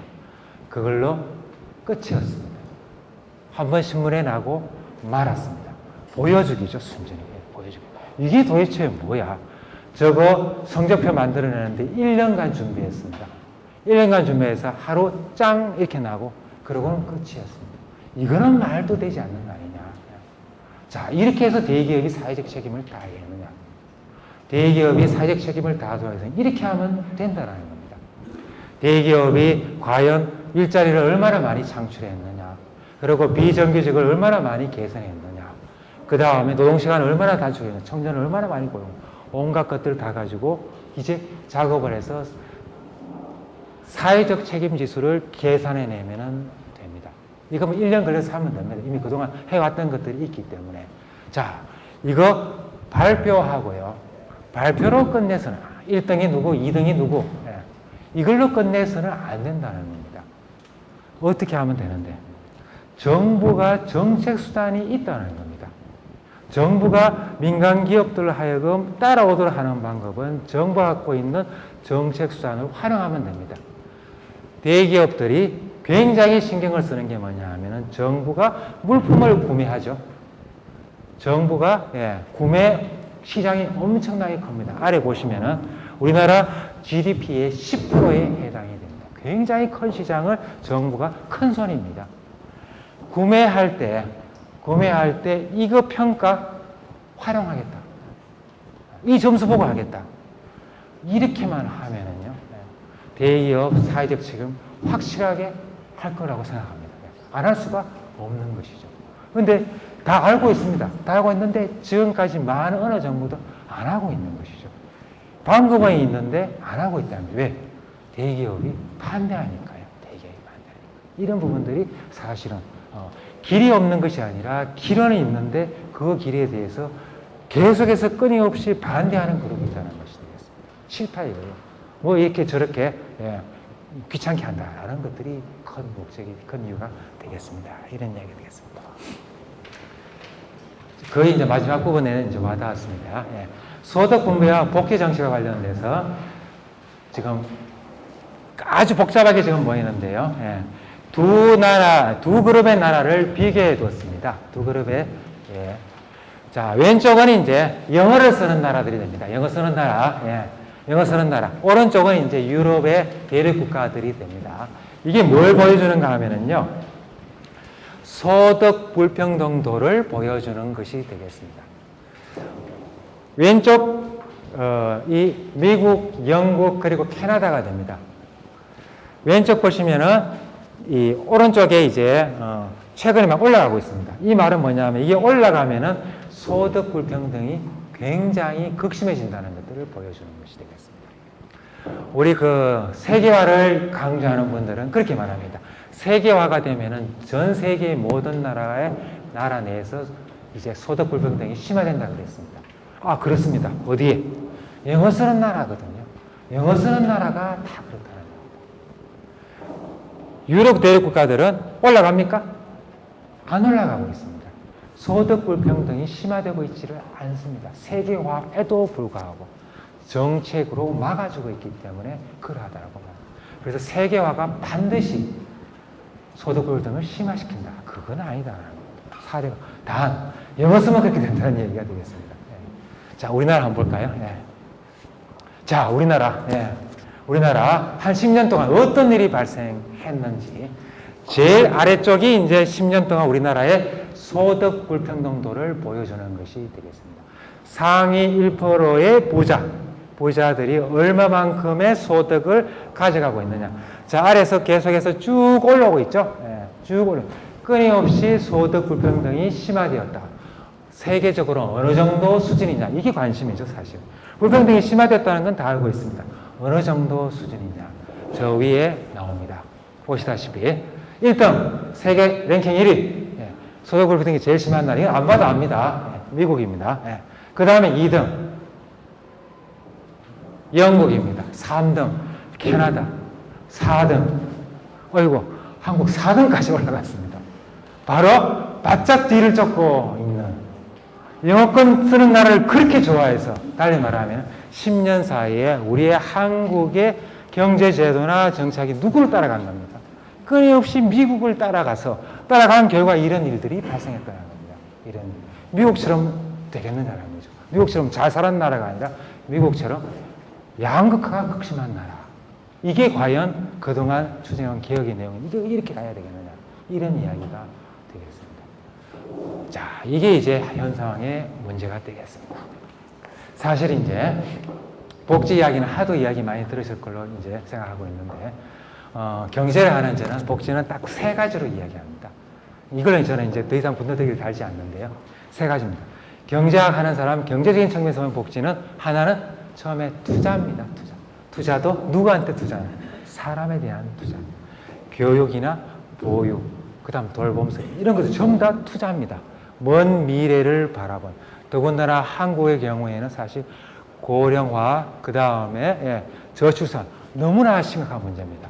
한국의 잠재적인 성장력을 끌어올리기 위해서는 이 부분은 사람의 투자는 이거는 어떤 정부가 들어서더라도 반드시 해야 되는 부분들이 됩니다. 안 그러면 한국의 미래는 없다 이렇게 볼 수가 있겠습니다. 또 하나가 복지는 수요로 바라봅니다. 수요. 달리 말하면 국내 시장을 키우는 거로 바라봅니다. 이 시장을 키우는 거는 이제 요즘 같은 경우는 굉장히 중요해졌습니다. 왜? 지금 전 세계적으로 지금 불황이 지금 오고 있지 않습니까? 예. 불황이 오고 있는데 이 전 세계적인 불황의 원인이 뭐냐라고 이야기하면 이구동성으로 경제학자들이 뭐라고 이야기하느냐. 수요가 부족하다는 겁니다. 예전에는 그나마 미국이 시장이 돼줬습니다. 지금 미국이 시장이 돼줄 수 있습니까? 힘들어서 안 됩니다. 그러면 눈을 돌려서 어디로? 유럽을 들여다보면서 유럽 지금 풍지박산이 나서 수요 시장이 될 수가 없습니다. 그러면 중국을 바라다 볼까요? 중국은 그럴 아직 준비가 되어 있지 않습니다. 장기적으로는 그렇게 되겠지만. 자, 이런 경우에 시장을 키우고 수요를 키우는 것들. 전 세계에 공통적으로 지금 당면한 문제가 되겠습니다. 그 속에 한국도 기여를 해야 되는 것이고, 국내 시장을 키워야 된다라는 점이 굉장히 중요한 점들이 되겠습니다. 또 하나는 복지는 사회 안전망. 저는 사실 이제 경제학하다 보니까 저는 한국 사회 경제의 구조조정이 필요하다고 생각을 하고 있습니다. 자, 구조조정을 한다는 이야기는 사람을 내쫓아 보내는 것만 구조조정이 아닙니다. 그 사람을 다시 다른 쪽으로 이제 더 좋은 직장으로 옮겨주는 그와 같은 일들을 해야 되는데 그걸 하기 위해서라도 안전망이 필요하다는 것이 되겠습니다. 자, 이런 세 측면에서 복지를 바라봐야 된다. 그렇게 이제 생각을 할 수가 있습니다. 거의 사실은 일종의 성장 혹은 투자 이런 개념으로 복지를 바라봐야지만 현 상황에서 제대로 복지를 보는 거다. 이렇게 생각을 하고 있습니다. 다음으로 넘어가겠습니다. 자, 그래서 경제민주화에 뭘 위해서 경제민주화를 하느냐 이 문제가 되겠습니다. 경제민주화의 목적. 그냥 단순히 재벌 개혁해서 그냥 재벌을 모양 좋게 만드는 거 이걸로 끝나서는 되겠냐. 그건 아니라고 생각을 하고 있습니다. 자, 그래서 우리는 그동안에 이제 경제 구조상의 문제점들을 바꾸고 성장을 하는데 혼자만 성장해서는 안 되겠죠. 재벌의 나 홀로 성장, 딴 사람은 다 피해보고 이건 안 되겠다는 거죠. 함께 성장하는 나쁜 성장이 아니라 좋은 성장 이런 것들을 한번 만들어보자 이런 이야기가 되겠습니다. 잠깐 다음 페이지 넘어가겠습니다. 조금 복잡한 이야기인데 지금 이 표가 보이시는지 모르겠습니다. 이게 사실은 굉장히 책 한 권을 요약한 건데 책 한 권을 요약한 건데 한 페이지에 도표로 나와 있습니다. 세계 시장의 현 상황을 지금 표현해 주기 위해서 이 표를 만들었습니다. 신자유주의 이야기 많이 들으셨죠? 신자유주의 경제 성장이 뭐냐? 이렇게 이제 되물어야 되고요. 이게 이제 저는 나쁜 성장으로 보는 것이 되겠습니다. 이 나쁜 성장을 어떤 식으로 바꿔야 될 건가? 뭐가 나쁜가? 뭐가 문제가 되느냐라는 것이 되겠습니다. 한 30년 동안 전 세계적으로 등장한 성장, 이 신자유주의 시대의 성장은 크게 두 종류로 나눌 수가 있겠습니다. 크게 두 종류로 나눌 수가 있습니다. 하나는 부채주도 성장, 또 하나는 수출주도 성장이 되겠습니다. 신자유주의 성장의 핵심은 뭐냐 하면요. 이윤의 크기를 늘리고 대신에 임금의 크기를 줄이는 데 있는 것입니다. 그게 신자유주의적 성장의 특징입니다. 자, 가운데 보시면은 노동시장 유연화 많이 들으셨죠? 노동시장 유연화. 전 세계적으로 신자유주의를 채택한 모델은 다 그렇습니다. 그 다음에 단체 교섭이 약화되었다. 임금 인상을 억제하고 수익성을 극대화하는 그와 같은 단기 수익성 위주의 경영 이런 것들이 신자유주의 시대의 특징이 되겠습니다. 자, 이렇게 되면은 이제 한쪽은 이제 이익이 많이 늘어납니다. 다른 한쪽은 이제 소득이 줄어드는 부익부 빈익빈 현상이 나타나면서 그것뿐만 아니라 경제 전체로 시스템상의 문제가 발생합니다. 무슨 문제냐 하면은 제일 아래 있는 수요 부족이 되겠습니다. 수요 부족. 수요 부족으로 말미암아서 지속적인 성장이 불가능하게 됩니다. 자, 이렇게 임금을 억제하고 내수시장을 억제하게 되면 시장이 형성이 안 되는 겁니다. 수요가, 내수가 확보가 안 되는 이런 문제들이 발생하게 딱 되어 있습니다. 자, 이런 문제가 발생하자 이에 대해서 해결하는 방법들이 당시 두 가지 방법들이 나왔습니다. 이를테면 또 영어 쓰는 나라가 되겠습니다. 영어 쓰는 나라는 뭐냐 하면은 부채 주도 성장이라고 이야기합니다. 시장은 있는데 내수 시장에서 구매력이 없는 거예요. 구매력이 없을 때는 어떻게 해야 되냐? 소득은 임금을 올려줄 수가 없습니다. 그럼 어떤 방식으로 내수를 창출해 내느냐? 은행이 돈을 빌려주는 것이 되겠습니다. 은행이 돈을 빌려줘서 우리 미국에서 서브프라임 모기지 그 사건 기억나시죠? 못 사는 사람들한테 돈을 빌려준 것이 됩니다. 빌려줘서 그 사람들로 하여금 소비를 하도록 한 것이 되겠죠. 이게 이제 미국식이 되겠습니다. 문제는 이런 식으로 가다가는 나라가 거덜납니다. 부채를 못 갚아서 문제가 발생하겠죠. 이런 방법이 있겠습니다. 또 하나는 수출 주도 성장이 있겠습니다. 내수 시장을 안 키우고 이제 어디로 나가는 겁니까? 해외 시장, 남의 시장을 막 공략하는 것이 되겠습니다. 어느 나라가 그랬는데? 중국이 그랬죠. 또 부분적으로 독일이고, 우리도 그랬죠. 이런 방법들이 되겠습니다. 자, 이런 방법으로 부족한 수요를 메꾸는 것이 되겠습니다만, 문제는 이런 방식 속에서는 이제 한쪽은 영원한 채무국이 될 수밖에 없습니다. 수출 주도형 성장 속에서 버는 돈들을 끊임없이 어디로 줘야 되는데요? 부채 주도 성장하는 미국으로 계속 돈을 줘야 됩니다. 우리 과거에 그랬습니다. 우리가 국제수지 흑자를 내서 그것을 가지고 외환보유고를 쌓았습니다. 그 외환보유고를 가지고 어디에다가 미국의 채권을 샀습니다. 이런 방식으로 세계 경제가 유지되어 온 것입니다. 그동안. 이러다가 2008년 이후부터 사단이 난 것이죠. 사단이. 근원적인 근거에는 수요가 부족합니다. 이 신자유적 성장 모델은 절대적으로 수요를 부족하게 만드는 이런 부분들이 문제가 됩니다. 자, 우리나라에서 똑같이 이런 방식으로 해왔다라고 볼 수 있습니다. 자, 다음. 실제로 우리나라의 소득 분배에서 자본소득과 노동소득을 보여주고 있습니다. 보시면은, 자, 우리나라 그야말로 신자유주의적 성장을 했는지 한번 보자. 표 보시면은, 노동소득 분배율, 제 위에 파란 선으로 나와 있죠. 파란 선으로 나와 있습니다. 1990년대 후반에 가장 피크를 이루었습니다.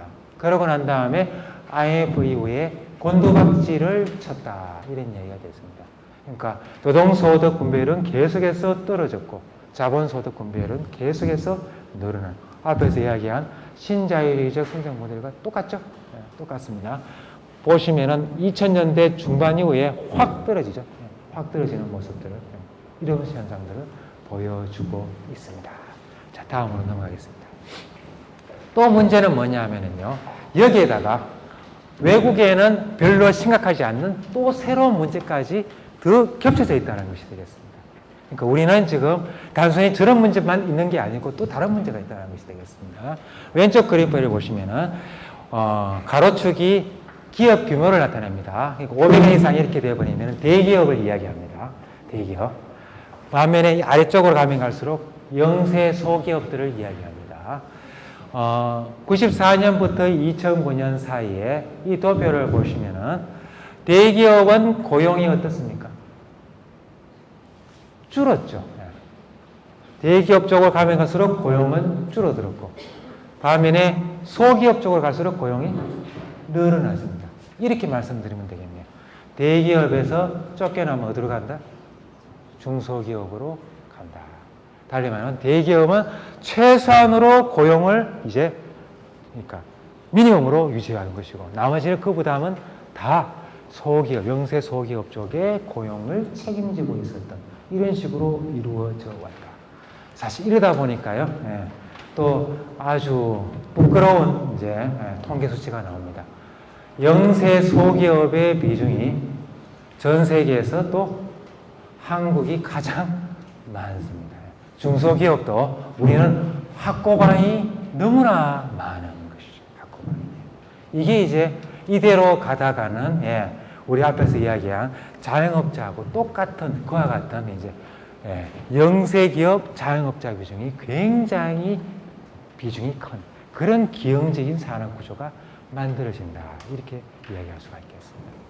임금 격차 보시다시피 대기업과 중소기업 사이에 갈수록 저렇게 벌어지고 있는 이런 현상. 외국에서는 잘 없는 일들이 우리는 또 이런 이제 문제까지 함께 해결하지 않으면 안 되는 것이 되겠습니다. 자, 그러다 보니까 이제 그 다음 페이지에 넘어가서 이제 새로운 성장 이런 것들을 이제 모색하지 않을 수가 없게 된 것 같습니다. 기존의 나쁜 성장 이런 것들을 좋은 성장으로 바꿔야 될 것 같습니다. 자, 그러기 위해서는 이제 외국에서는 도대체 어떤 이야기들이 나오고 있는가를 좀 봐야 되겠죠. 그래서 이제 외국에서 나오는 이야기를 소개를 하나 해놨습니다. 외국에서 주로 이제 국제기구에서 나오는 이야기가 되겠습니다. 유엔 관련 기관, 그 다음에 ILO 이런 데에서 이렇게 가자.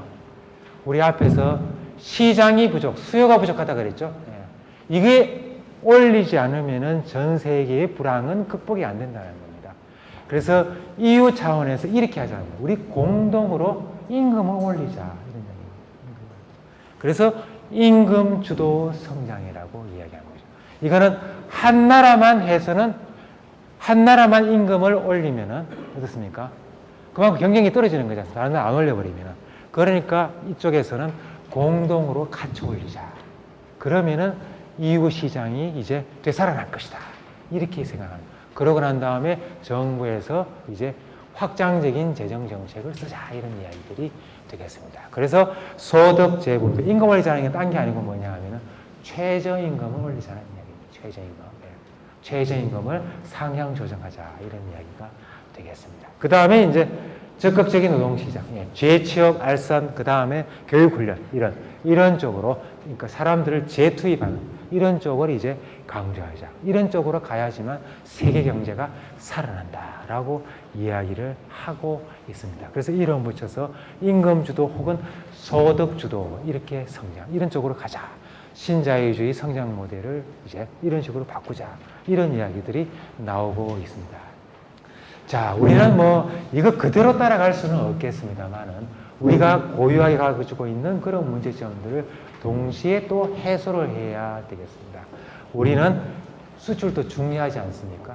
그러니까 우리는 전적으로 내수로만 갈 수는 없습니다. 그러니까 한편으로 수출을 하고 동시에 더불어서 국내 시장도 함께 키워야 돼요. 수출과 그 다음에 내수 시장의 밸런스, 균형을 맞추자라는 것이 현 상황에서는 아주 적절한 방법이 되겠습니다. 자, 그러고 난 다음에 낙수효과의 복원.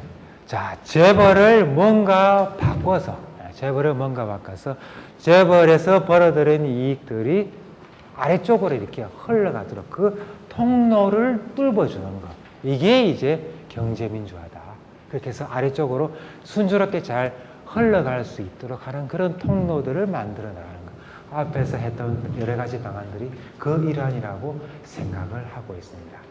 그러면서 마지막으로 해야 될 것들은 뭐냐 하면 우리 영세 자영업자들 그리고 영세 소기업들에 대해서 한편으로는 지원해주고 다른 한편으로 일정한 구조조정이 필요하다고 생각을 하고 있습니다. 마지막 그림 한번 보도록 하겠습니다. 산업과 고용구조를 바꿔줘야 된다. 이 중장기적으로 이렇게 가야지만 선진국형 산업구조, 선진국형 고용구조를 만들어내야 됩니다. 앞에서 말씀드렸듯이 자영업자가 너무 많죠. 자영업자 부분은 그냥 일 안 하셔도 살 수 있도록 편히 쉴 수 있도록 하시도록 해야지만 우리의 산업구조와 경제구조가 살아난다라고 이야기할 수가 있겠습니다. 또 말씀드릴 수 있는 것은 뭔가 하면 영세 소기업들이 너무나 많은데 이들 사이에 일정한 구조조정이 필요합니다. 그래서 키울 기업들은 키우고 그 다음에 남은 정리할 기업들은 자연스럽게 정리되도록 해서 중소기업들도 우리 흔히 그런 이야기 많이 합니다. 강소기업 많이 얘기하죠. 작지만 강한 기업, 이런 기업을 중심으로 해서 키워야 되는 이런 어떤 중차대한 과제가 있다라고 말씀드리겠습니다. 그래서 대충 생각할 수 있는 그림표를 그린다라면은 일단 우리도 중장기적으로는 최저임금제를 단계적으로 상향시켜야 될 것 같고, 아까 앞에서 말씀드린 대로 중소기업에 대한 지원이 필요합니다. 기술 개발에 대한 지원 당연히 해야 되고요. 그 다음에 앞에서 말씀드린 대로 청년 임금에 대해서 임금 보조를 해서 중소기업이 되살아날 수 있도록 해주고, 자, 이런 과정에서 실업이 발생할 수가 있지 않습니까? 그러니까 사회 안전망이 필요하고요. 또 이런 사람들이 더 좋은 직장으로 갈 수 있도록 하기 위해서는 중소기업을 혁신형 중소기업으로 바꿔주고, 또 사회 전체적으로 이제 사람에 대한 투자가 필요하니까 사람에 대한 투자와 관련되는 사회 서비스, 이런 쪽에 인력들이 재배치될 수 있는 좋은 직장들을 만들어주는 것, 이런 것들이 사실 폭넓은 의미에서 경제민주화라는 큰 틀 속에 동시에 해결해야 될 그런 문제가 아닐까, 이렇게 생각을 하고 있습니다. 제가 1시간 아이고, 시간이 많이 됐네요. 예, 많이 됐는데, 예. 경제민주화 관련돼서 재벌개혁과 관련돼서 사실 관련되는 많은 아이템들을 이제 보여드렸습니다. 저의 생각은, 민주화가 제대로 되고, 경제가 민주화가 제대로 되고요. 그러고 난 다음에 이게 국민들의 이제 피부사옥에 구체적으로 와닿게 하기 위해서는 하나만 해서는 안 될 것 같습니다. 저 말씀드린 이게 패키지로 이렇게 한꺼번에 쫙 제시하는 그런 후보, 그런 대통령이 돼야지만 사실상 이 문제가 해결될 것 같다라는 그런 말씀을 드리고 싶습니다. 예, 여기까지 하겠습니다.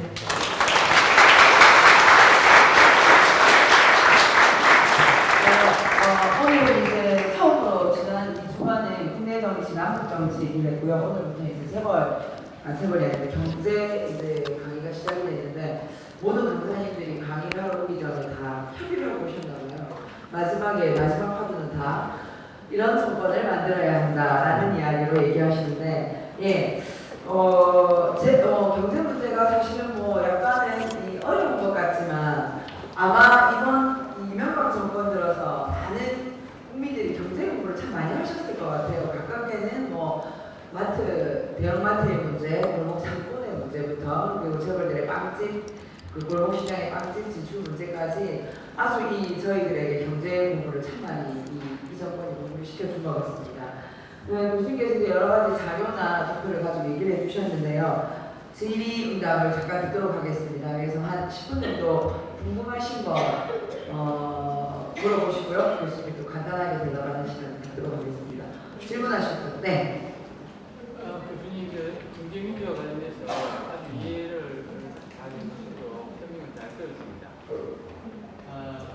지금 뭐 선거도 있고 선거의 대세가 경제민주화 같은데, 아마 다음 정부에서도 경제민주화 관련해가지고 정책들을 많이 할 보입니다.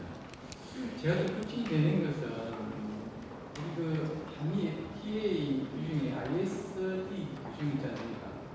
이 부분이 다음 정부에서 경제민주화 정책을 추진하는데 장애가 또 될 수도 있지 않을까 그런 걱정이 있는데, 교수님 생각을 좀 듣고 싶습니다.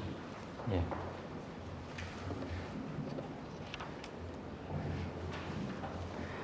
예, 금방 질문하신 대로 사실 그 문제가 뭐 저 개인적으로 상당히 많이 걸리는 문제 중에 하나라고 생각을 하고 있습니다.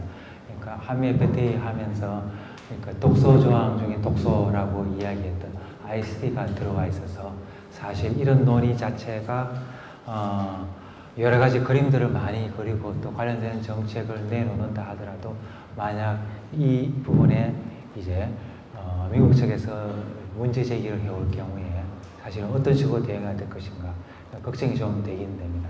근데 저는 사실 이제 미국 측보다는 제 솔직한 생각으로는 미국 측보다는 이것에 대해서 경제민주화에 반대하는 사람들이 미국 측에서 반대할 거니까 하면 안 된다 라고 먼저 이야기할 것 같습니다. 그러니까 반대의 논리로, 그리고 실현 불가능한 논리를 대기 위해서 한미 FTA를 사실은 거론하고 활용할 거다.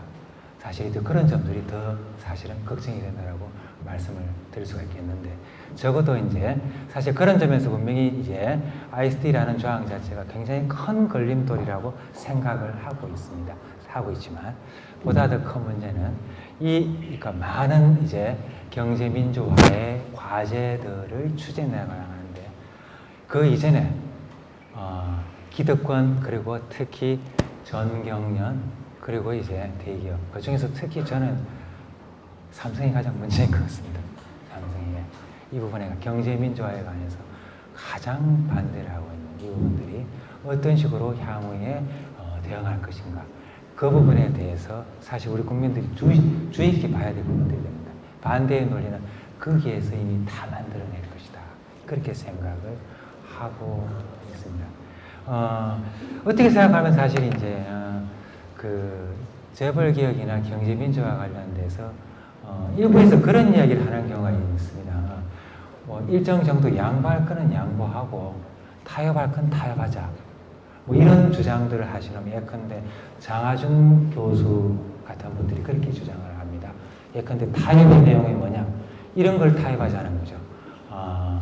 경영권 승계에 대해서는 타협을 하고 대신에 재벌로 하여금 그냥 사회공헌기금을, 그리고 복지기금들을 왕창 이제 받도록 하자라는 이런 제안들을 하는 분도 없지 않는 걸로 이제 알고 있는데, 사실은 이 방식이 굉장히 위험한 게, 경영권 승계를 허용해주고 그 다음에 그에 대한 반대급부로서 뭘 내놓을지에 대해서 약속을 지킨 적이 없다는 것이죠. 사실 현 정부 하에서도, MB 정부 하에서도 저 기억이 나는데, 동반성장기금으로서 그러니까 전경련에서 대기업들이 그러니까 기금을 모으겠다라고 했거든요. 얼마 이야기 나왔는가? 처음에 1조를 내겠다고 했습니다. 1조. 얼마 그인지 아십니까? 그 중에 10분의 1도 내지를 않았습니다. 그런 식이니까. 사실 그런 이제 한두 번의 약속들이라는 것들이 계속 공수표가 된다는 것을 알고 있기 때문에, 사실은 뭐 경쟁권 설계 있어서도 안 되는 일이지만 사실 그런 기대 자체를 하는 것도 굉장히 어렵지 않을까. 그런 정도로 사실은 우리 한국에서 경제력 지배, 특히 대기업들의 경제력 지배는 굉장히 강화하다, 이렇게 이제 말씀을 드릴 수가 있을 것 같습니다. 네, 네, 저쪽에 계신 분. 반갑습니다. 오늘 그렇게 쉬운 주제가 아닌 것 같은데 아주 쉽게 설명을 해주셔서 정말 감사드리고 싶습니다. 한 두 가지인데 여쭤보고 싶은데, 첫 번째는 오늘 저희들이 다룬 주제가 경제민주화입니다. 제가 이해하기로는 경제민주화라는 것이 우리가 가지고 있는 경제의 문제점들을 해결해서 여기 계신 여러분들을 포함해서 대한민국 전체가 더 전부 더 잘 살아오자라고 그렇게 이해하고 있습니다. 그런 청년으로 양극화를 해서 대기업과 중소기업이 양극화에 관련해서 특히 많은 말씀을 해주셨습니다. 그런데 제가 30년 전에 대학을 다닐 때 학교에서 배운 게 똑같은 이야기였습니다. 대기업의 문제점과 대기업의 문제점을 해소를 하고 중소기업을 육성을 해야 된다. 이 이야기가 30년 전에 제가 배웠던 일입니다. 그럼에도 불구하고 지금 30년이라는 세월이 지났음에도 불구하고 오히려 양극화는 더 심화되고 불평등도 더 심화졌다고 그렇게 알고 있습니다. 근본적인 원인은 무엇인지 정말 궁금합니다.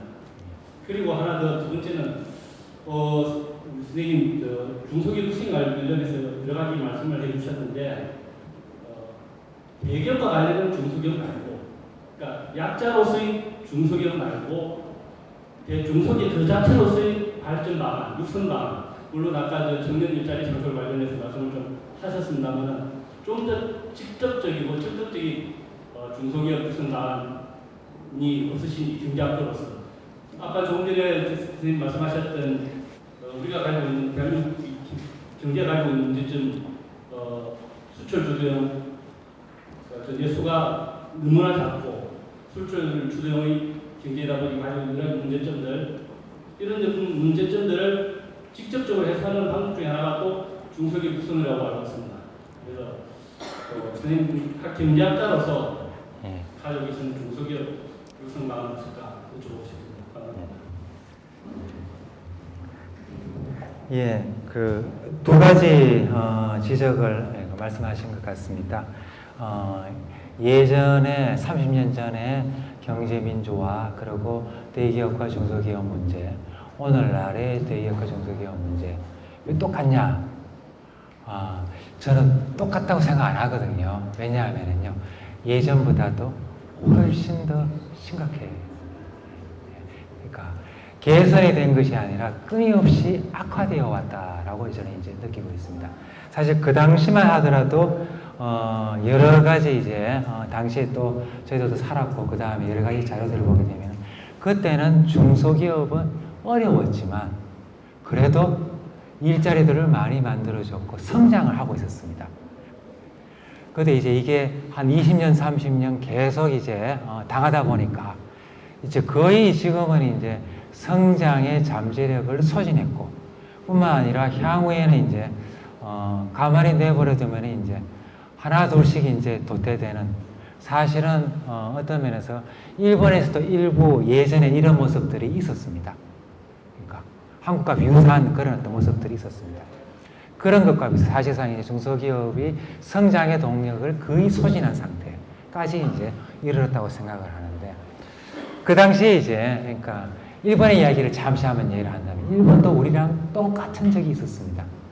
예, 그 시절 보게 되면은 제가 역사책을 이렇게 보니까 1960년대 일본이 그 모양이더라고요. 그 모양.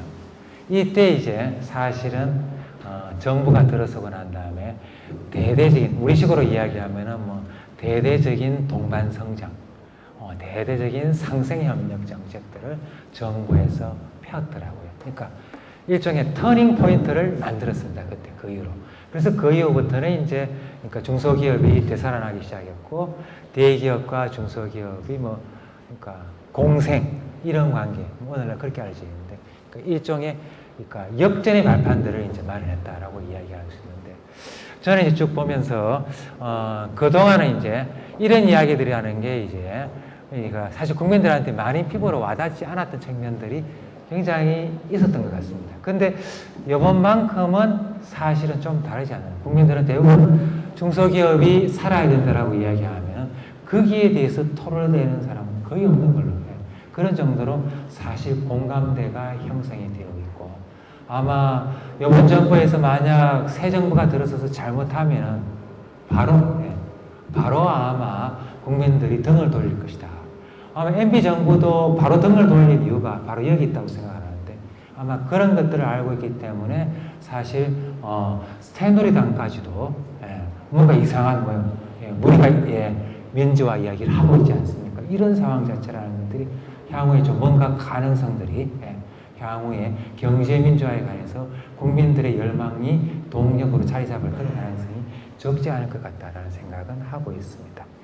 두 번째, 과연 구체적으로 중소기업의 발전 방안이 어떤 것들이 있겠느냐 이렇게 이제 말씀을 하신 것 같습니다. 저는 이런 부분과 관련돼서 뭐 사실 그동안 많은 이야기들이 있었던 걸로 알고 있습니다. 뭐 거슬러 올라가서 DJ 정권 하에서는 중소기업 육성하면 그 당시는 벤처기업 육성이었었죠. 그리고 이제 노무현 정권 하에서는 이제 기술력을 가지고 있는 혁신형 중소기업을 키우자 이렇게 이제 이야기를 했고요. 그 다음에 현 정부는 이제 중견기업을 키우겠다. 어느 정도 덩치가 되는 기업들을 더욱 키우겠다라는 식으로 아마 정책 대안들을 제시한 걸로 알고 있는데 뭐 세 정책 모두 성공하지 않은 걸로 그렇게 알고 있습니다. 그래서 저는 이제 요즘은 그런 생각을 해봅니다. 어떤 종류의 중소기업을 키우겠다. 이건 좀 그만했으면 좋겠습니다. 이거는 그만했으면 좋겠다. 대신에 이제 아까 말씀드린 대로 중소기업이 성장할 수 있는 그런 토양을 잘 만들어주자. 사람이 필요하면 좋은 인력이 갈 수 있도록 해주고, 그리고 불공정 거래가 있으면 그 불공정 거래를 없애주는 그런 환경들, 이런 것들을 만들어주는 거. 뭐 이런 것들이 굉장히 필요한 거. 또 우리나라가 굉장히 또 안 되는 게 중소기업끼리 협력이 잘 안 됩니다. 이런 것들을 좀 더 힘이 없는 중소기업들이 자기들끼리 싸워가지고는 대기업한테는 다 착살이 나지 않습니까? 중소기업이 협업하고 협동조합을 어떻게 좀 잘해볼 수 있는 이런 방안들, 함께 중소기업이 커가는 이런 방향에 대해서는 아마 그동안 잘 안 해봤으니까 그런 쪽으로 아마 이렇게 정책의 포인트를 둬야 되지 않을까. 그래서 이제 특정 유형의 중소기업 딱 정해놔놓고 그쪽에 돈을 몰아주고 이런 방식은 이제 해볼 만큼 한 것 같다. 잘 안 되더라는 것을 확인하지 않았냐. 그런 쪽으로 기본 토양이나 토대를 갖추어주는. 사실 너무나 우리 현 상황에서 중소기업이 이제 성장할 수 있는 기관이 너무나 취약하니까. 그 중에 가장 이제 중요하다고 생각하는 것이 저는 인력이라고 생각을 한 것이었습니다. 그래서 그런 말씀을 드린다라고 이제 말씀드리고 싶겠습니다. 예.